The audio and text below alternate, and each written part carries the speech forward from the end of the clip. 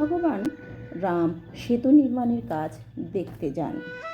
তিনি কাঠবিড়ালিটিকে লক্ষ্য করলেন।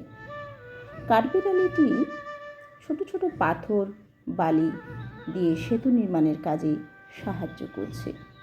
রামচন্দ্র কাঠবিড়ালিটির নিষ্ঠা ও পরিশ্রম দেখে মুগ্ধ হন। তিনি কাঠবিড়ালিটিকে ডেকে বলেন, আমার প্রিয় কাঠবিড়ালি, তুমি ভালো কাজ করছো। তোমার এই ছোট ছোট সাহায্যও আমার কাজে খুব গুরুত্বপূর্ণ। আমি তোমাকে আশীর্বাদ করি। রামচন্দ্র কাঠবিড়ালিটির পিঠে হাত বুলিয়ে দেন। বলা হয়, সেই থেকে কাঠবিড়ালির পিঠে যে 3টি দাগ দেখা যায় তা ভগবান রামচন্দ্রের হাতের ছাপ, ভগবান রামচন্দ্রের আশীর্বাদ।